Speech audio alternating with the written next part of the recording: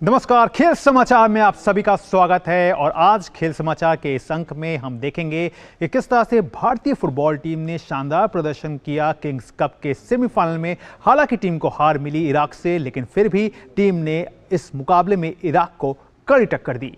साथ ही साथ हम नजर दौड़ाएंगे एशिया कप के सुपर 4 के मुकाबले में, जहां कल पाकिस्तान ने बांग्लादेश को हरा दिया। इसके अलावा बात करेंगे यूएस ओपन की, लेकिन सबसे पहले नजर डालते हैं हमेशा की तरह क्या हैं इस वक्त की स्पोर्ट्स हेडलाइंस। इंटरकॉन्टिनेंटल और सैफ कप में खिताबी जीत दर्ज करने वाली भारतीय फुटबॉल टीम को किंग्स कप के सेमीफाइनल में इराक से मिली हार। इराक ने फाइनल में बनाई जगह।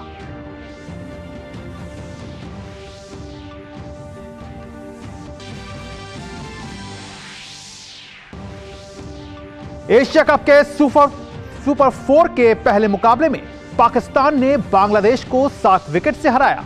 अब 10 सितंबर को कोलंबो में भारत से होगा सामना।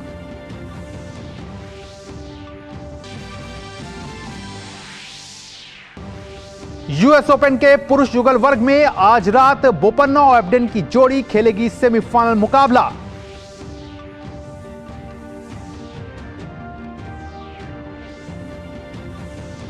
वहीं पुरुष एकल वर्ग में कार्लोस अल्कराज, तो महिला एकल वर्ग में आर्यना सबलंकन सेमीफाइनल जगह। और बैलन डी'ओर पुरस्कार के लिए 30 खिलाड़ी हुए नामांकित। 7 बार के विजेता मेसी खिताब के प्रबल दावेदार।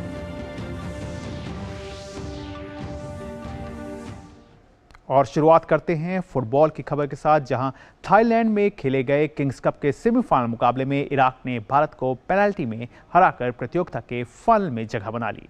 2 महीने के बाद भारतीय फुटबॉल टीम आज किंग्स कप फुटबॉल टूर्नामेंट में मैदान में उतरी, जहां टीम का सेमीफाइनल मुकाबले में इराक की टीम के साथ सामना हुआ।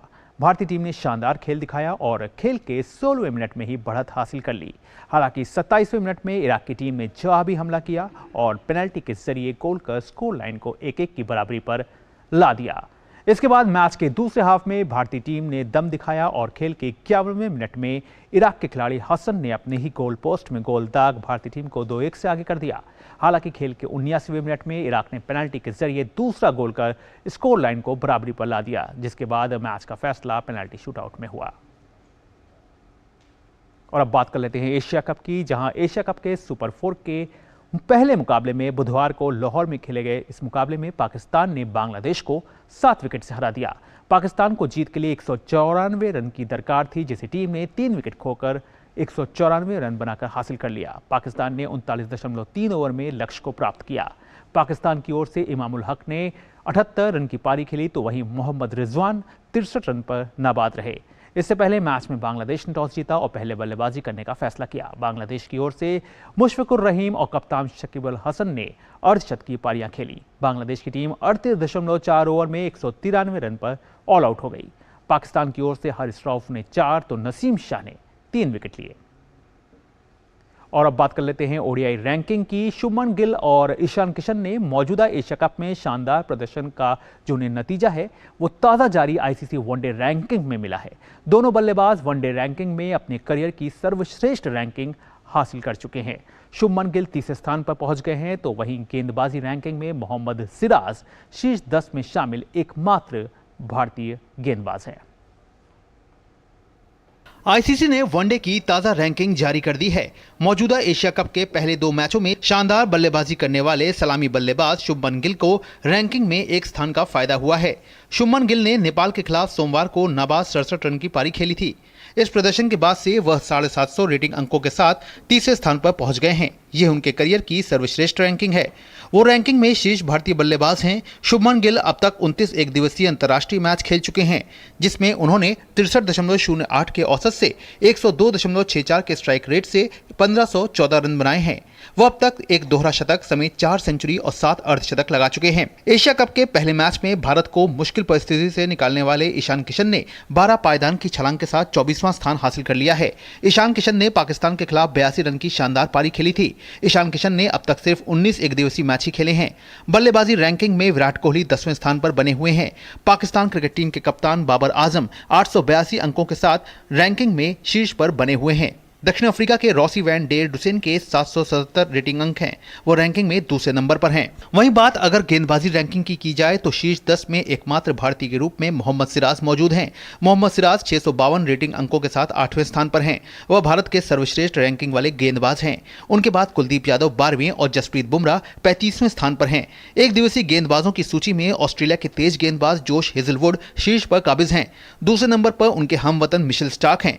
वनडे ऑलराउंडर्स की सूची में हार्दिक पांड्या शीर्ष 20 में शामिल अकेले भारतीय क्रिकेटर हैं। Sports desk, DD news. तो वाकई यहाँ पर भारतीय क्रिकेटरों का जलवा एक बार फिर से देखने को मिल रहा है। लेकिन अब बात कर लेते हैं वर्ल्ड कप से जुड़ी।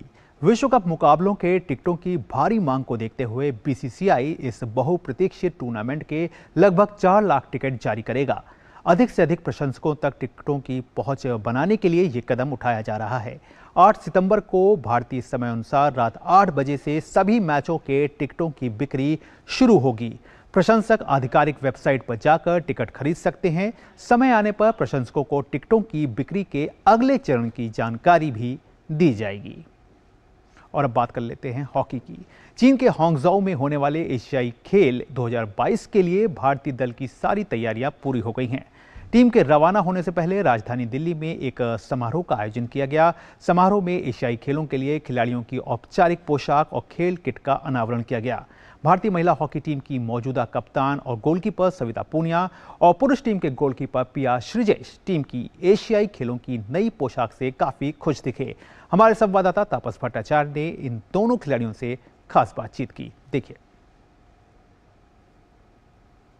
दो बेहतरीन एथलीट हमारे साथ इस वक्त मौजूद है। हॉकी के दिग्गज पिया श्रीजेश सविता, दोनों क्या बेहतरीन लग रहे हैं इस वक्त अपने ट्रेडिशनल ड्रेस में। पिया, सबसे पहले तो ये जानना चाहेंगे, यही ड्रेस पहन के आप लोग ओपनिंग सेरेमनी में रहेंगे और एक अलग एहसास दे रहा है ये ज़रूर? सी डेफिनेटली आपको इधर इतना अच्छा लग रहा है, बट जहाँ पे हम लोग वॉकिंग करेंगे अपना फ्लैग के पीछे चाइना में, तो डेफिनेटली वो मोमेंट और ब्यूटीफुल लगेगा और पूरा इंडिया, पूरा देश हमारे लिए चीयर करेगा। And definitely as a player ये हमारा ऐसे एक मौका है जहाँ पे हम लोग अपना गर्व महसूस होता है। प्रधानमंत्री नरेंद्र मोदी बहुत चीयर करते हैं एथलीट्स को। आप भी वहाँ पे कहते हैं कि वहाँ पे ऐसे ड्रेस में एक तरह से भारतीयता एकदम झलक के आती है। आपको भी अच्छा लगता है? डेफिनेटली प्राउड इंडियन, वो एक हमेशा हमें रहता है कि हम इंडियन हैं और ये हमें 4 साल के बाद हर बार मौका मिलता है, तो डेफिनेटली हमारे लिए बहुत खुशी की बात है और हमें बहुत प्राउड है। एशियन गेम्स बहुत बड़ा एक है हॉकी के लिए, खास तौर से पिया आपके लिए भी बहुत बड़ा एक मौका है। सी एशियन गेम्स एक डायरेक्ट टिकट है पेरिस के लिए, तो हमारे लिए वो बहुत इंपॉर्टेंट है। और आपको पता है कि रिसेंटली एशियन चैंपियंस ट्रॉफी भी हमारा प्रदर्शन अच्छा रहा, बट एशियन गेम्स का वेन्यू अलग है, टूर्नामेंट अलग है, उसका प्रेशर अलग है, तो इतना इंपॉर्टेंट है कि हम लोग को अपना गेम खेलना है and just need to focus on our part. आप लोगों पे कोई प्रेशर तो नहीं? हाँ, नहीं, बिल्कुल। हम इवन टोक्यो ओलंपिक्स के बाद इस चीज़ से और ज़्यादा वेल प्रिपेयर्ड हैं और हमें हमारी ट्रेनिंग पे बिलीव है, इसीलिए हमें जस्ट यही है कि अपने टीम पे फोकस रखना है और हम रेडी हैं खेलने के लिए। तो देखिए रेडी हैं और देखिए कितना बेहतरीन लग रहे हैं इन दोनों को अपने इंडियन एक तरह से कपड़ों में, और एक तरह से ये भारतीयता झलक के आ रही है। और यही कपड़े पहन के ओपनिंग सेरेमनी में एशियन गेम्स पे ये लोग जाएंगे और भारत का नाम रोशन करने की कोशिश करेंगे। क्या पर्सन रवि के साथ मैं तापस भट्टाचार्य, दूरदर्शन समाचार, दिल्ली।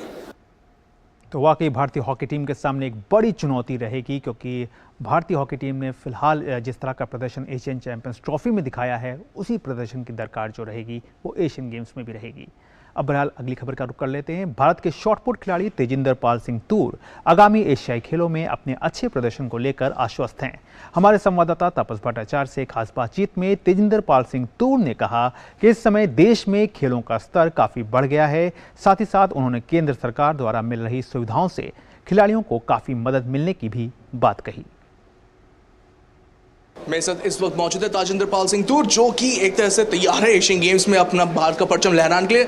और क्या बेहतरीन ड्रेस है ये, एक तरह से हमारी इंडिया के मतलब इंडिया के ड्रेस की है। और यहाँ पे पीछे आप देख सकते हैं ये ड्रेस रहेगा ओपनिंग सेरेमनी के लिए। तो ताजिंदर, सबसे पहले बताइए, इस तरीके के ड्रेस जो होते हैं ये बहुत अहम होते हैं, क्योंकि आपकी कल्चर को आप रिप्रेजेंट कर रहे हैं। और ओपनिंग सेरेमनी में जब सभी अपने देश का नेतृत्व करेंगे, सब एक साथ चलेंगे, तो एक ड्रेस में शायद एक भारतीयता निकल के आएगी, है ना? जी बिल्कुल, एक हर एक प्लेयर का सपना होता है भाई इंडिया कलर डाला जाए, इंडिया कलर की जर्सी हो, एक हर एक प्लेयर का सपना होता है जी बिल्कुल। और आप मुझे बताइए कि बहुत एक इंजरी कंसर्न था, फिर बीच में आप आउट मतलब चले गए थे उससे, लेकिन अब फिर वापसी हो रही है। एशियन गेम्स आपके लिए बहुत ही मायने रखता है ना?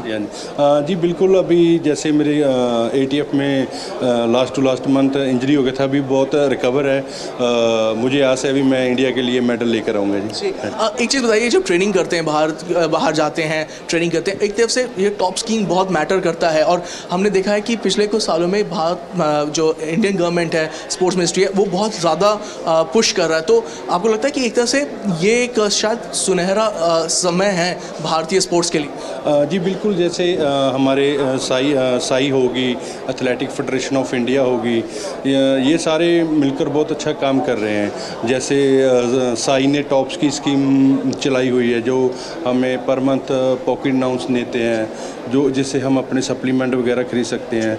इस चीज़ से बहुत ज़्यादा हेल्प मिलती है। ट्रेनिंग भी बाहर करने का मौका मिलता है? हाँ बिल्कुल, वो ट्रेनिंग अलाउंस मिलता है, वो हम फॉरेन ट्रेनिंग भी कर सकते हैं, बाहर से कोच भी मंगा सकते हैं। बहुत बहुत शुक्रिया हमसे बात करने के लिए। ताजिंदर पाल सिंह दूर बता रहे थे कि कितना इंपॉर्टेंट है एशियन गेम्स, और पूरी जान लगाने की कोशिश करेंगे इसमें भारत का परचम लहराने के लिए। कैमरा पर्सन रवि के साथ मैं तापस भट्टाचार्य, दूरदर्शन समाचार, दिल्ली। और अब बात कर लेते हैं यूएस ओपन की। साल के अंतिम ग्रैंड स्लैम यूएस ओपन के महिला एकल में दूसरी वरीयता प्राप्त बेलारूस की आर्यन साबालेंका ने सेमीफाइनल में जगह बना ली है। क्वार्टर फाइनल में साबालेंका को चीन की किनवेन झेंग को हराने में ज्यादा मेहनत नहीं करनी पड़ी। साबालेंका ने मुकाबले को सीधे सेट में 6-1, 6-4 से जीतकर अंतिम 4 में प्रवेश किया। महिला एकल में ही 17वीं वरीयता प्राप्त अमेरिका की मैडिसन कीज भी आसान जीत के साथ सेमीफाइनल में पहुंच गई। मैडिसन कीज ने क्वार्टर फाइनल में चेक गणराज्य की मार्केता वोंड्रोसोवा को 6-1, 6-4 से हराकर अंतिम 4 में जगह बनाई। वहीं पुरुष वर्ग की बात करें तो पुरुष एकल में शीर्ष वरीयता प्राप्त स्पेन के कार्लोस अल्कराज ने यूएस ओपन के सेमीफाइनल में स्थान बना लिया है। क्वार्टर फाइनल में अल्कराज ने जर्मनी के अलेक्जेंडर ज़्वेरेव को सीधे सेट में 6-3, 6-2, 6-4 से शिकस्त दी। अंतिम 4 में अब उनका सामना तीसरी वरीयता प्राप्त डेनियल मेदवेदेव से होगा। पुरुष एकल में ही तीसरी वरीयता प्राप्त रूस के डेनियल मेदवेदेव भी सेमीफाइनल में पहुंचने में कामयाब रहे।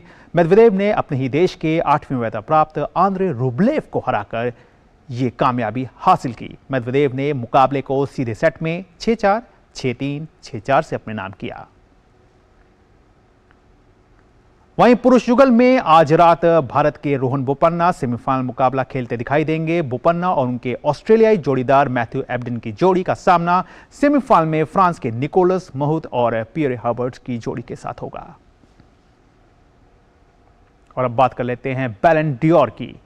प्रतिष्ठित बैलन डियोर पुरस्कार के लिए 30 नामांकित पुरुष और महिला खिलाड़ियों के नामों की घोषणा कर दी गई है। साल के सर्वश्रेष्ठ पुरुष खिलाड़ी की रेस में अर्जेंटीना को विश्व खिताब दिलाने वाले लायनल मेसी के साथ फ्रांस के किलियन एम्बापे और मैन सिटी के अर्लिंग हालांड को जगह मिली है।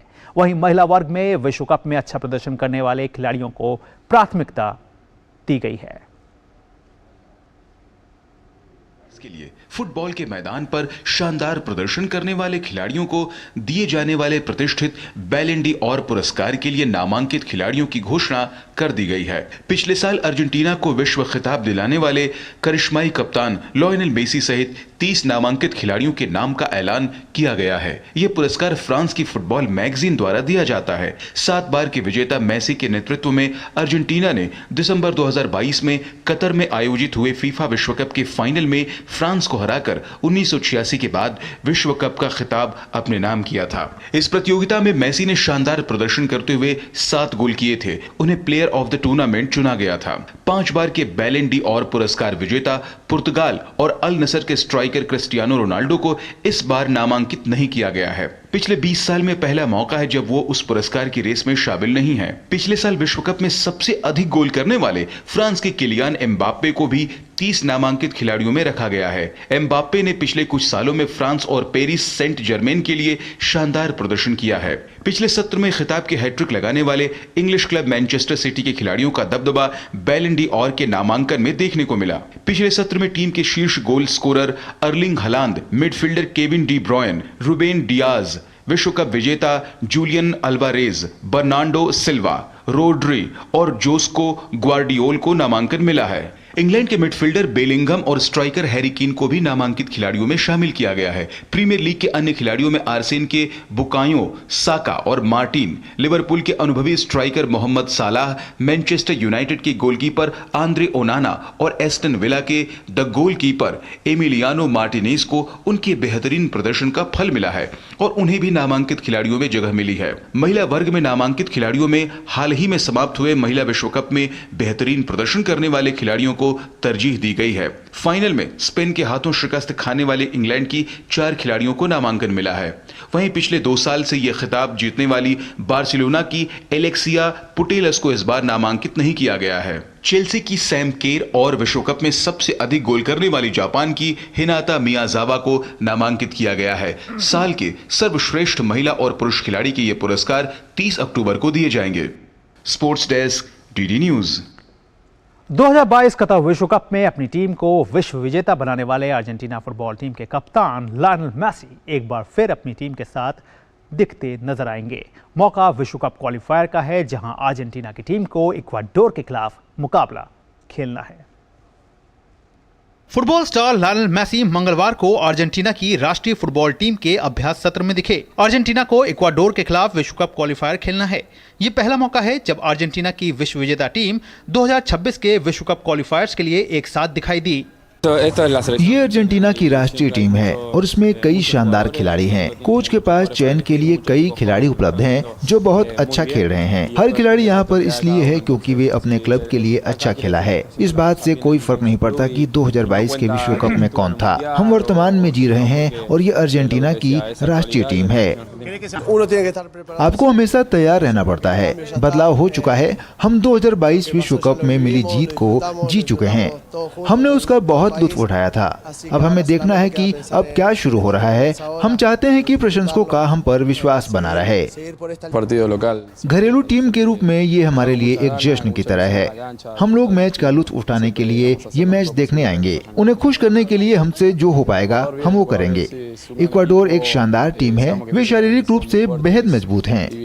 मेसी इक्वाडोर और बोलीविया के खिलाफ मैच में अर्जेंटीना की अगुवाई करेंगे। Major League Soccer team Inter Miami से जुड़ने के बाद ये मेसी का पहला अंतर्राष्ट्रीय मैच है। अर्जेंटीना 7 सितंबर को इक्वाडोर की मेजबानी करेगा। वहीं 5 दिन बाद अर्जेंटीना की टीम बोलीविया जाएगी। मेसी के 2026 विश्व कप में हिस्सा लेने पर सवाल बरकरार है। हालांकि अर्जेंटीना के विश्व कप के लिए क्वालिफाई करने में कोई संशय नहीं है। 2026 विश्व कप के फाइनल में 48 टीम हिस्सा लेंगी। ऐसे में दक्षिण अमेरिकी क्वालिफायर्स में हिस्सा ले रही 10 में से 6 टीम विश्व कप फाइनल्स में अपने आप जगह बना लेंगी। 7वें स्थान पर मौजूद टीम को प्लेऑफ खेलना होगा। अर्जेंटीना की मजबूत टीम को देखते हुए कहा जा सकता है कि कोई बहुत बड़ा उलटफेर ही उन्हें 2026 विश्व कप के लिए ऑटोमेटिकली क्वालिफाई करने से रोक सकेगा। Sports desk, DD news. तो रॉयल स्पेनिश फुटबॉल फेडरेशन ने मॉन्से टोम को स्पेन की राष्ट्रीय महिला फुटबॉल टीम का कोच जो है वो नियुक्त कर दिया है।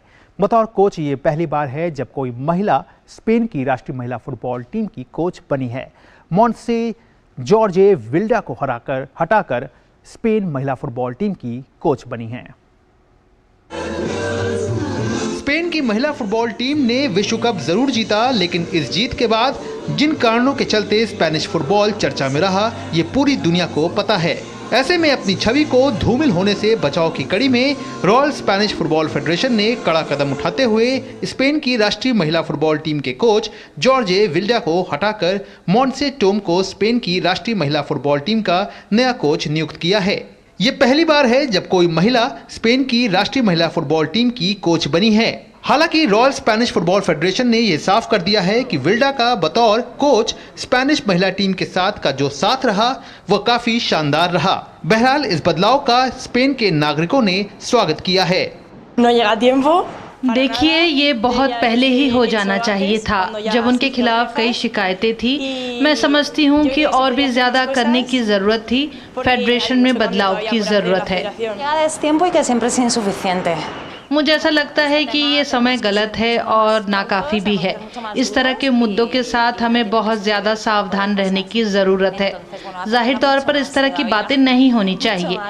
देखिए, एक आदमी को हटाने से कुछ नहीं होता, बस ध्यान रखना होगा कि इस तरह का बर्ताव आगे ना हो।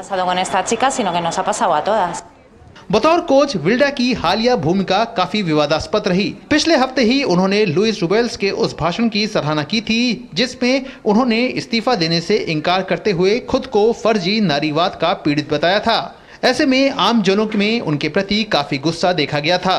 बहरहाल अब उम्मीद की जा सकती है कि नया बदलाव न सिर्फ देखने को नया होगा बल्कि नजरिए में भी बड़ा बदलाव देखने को मिलेगा। Sports desk, DD news. तो खेल समाचार के आज के इस अंक में फिलहाल इतना ही। हमारी पूरी स्पोर्ट्स टीम को दीजिए इजाजत। नमस्कार।